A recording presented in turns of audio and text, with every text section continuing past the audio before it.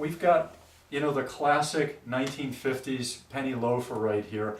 I feel pretty good when I walk in these and when I dance in these. I haven't gone for a run in them, but up until I met Isaac, the only time I would run barefoot was either on grass like a golf course, and they have lots of pesticides, so hopefully I won't get any from that, and the beach.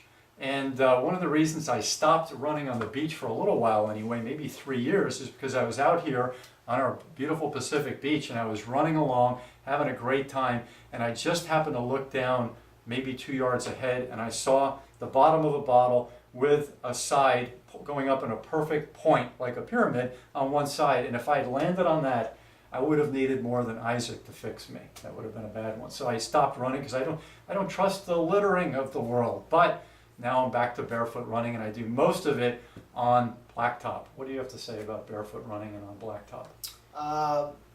I'm fine with it. I don't have a problem with it. What I tend to see is with barefoot running is typically, especially when it really first started getting popular a few years ago, was the mistake of people who weren't barefoot running that jumped on the bandwagon to straight to barefoot running and running exactly the way they ran when they were running with shoes.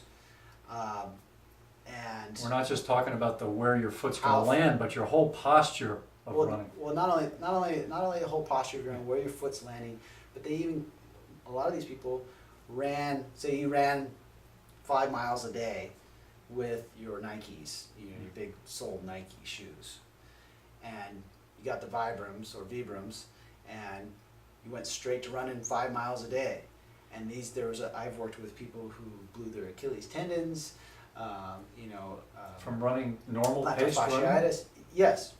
From Achilles, wow. But not properly transferring over is what I'm getting to, is that they didn't transfer over because it's a completely different style of running, right? And you can't just go from running 5 miles a day with your big soled Nike shoes and your arch support and all those and expect your feet to wake up automatically. It's not going to happen. To reprogram themselves takes time. You have to start completely all over again. Yeah. And if you don't do that, you're going to hurt yourself. Who's made the good transition that to the five-finger type limited soled or barefoot running? Who? Yeah. Give me some examples. Like, what was their mindset? How did they do it?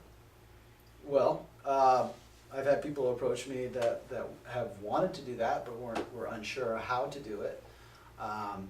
And you start off slow. You start off running very slow, short steps, slower than you think you should go, and you work your way up.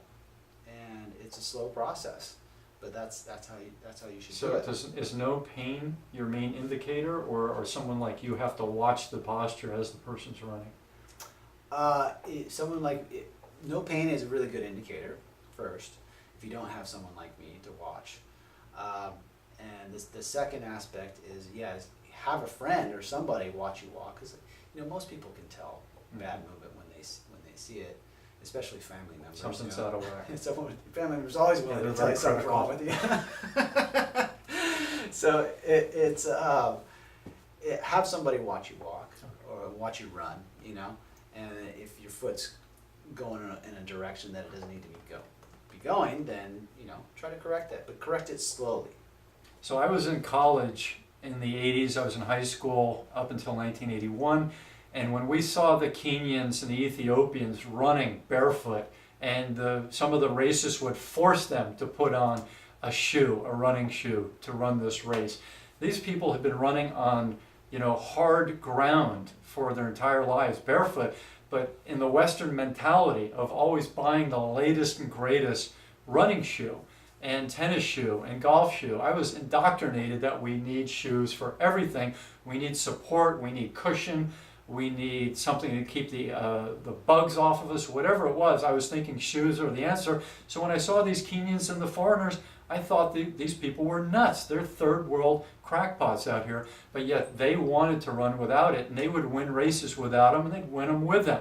So I had to wake up when this, many moons later, more than 2 decades later, I looked at the Vibrams, started wearing them. I prefer to wear nothing than the Vibrams. When I run sprints uphill, especially on blacktop hasn't been resurfaced, If I run sprints barefoot, I tend to open what I call gaping holes, but they're really tiny little holes in my toes from pressing off and getting caught, my skin getting caught over and over, repetitive abrasiveness on that uneven surface. So then I do the Vibrams. Any thoughts on that?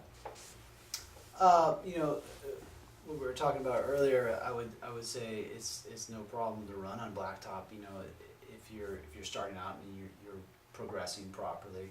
I mean, again, to me, it's all about progression and balance, and how you progress things. I mean, you could essentially run on blacktop completely barefoot if you allowed your body, if you stopped at the right point of the abrasion on your skin, because you develop calluses. Yeah, stop at the right point. Don't go Right. over it. You know? That's the thing, is that Yeah. it's always, to me, it's always about progression.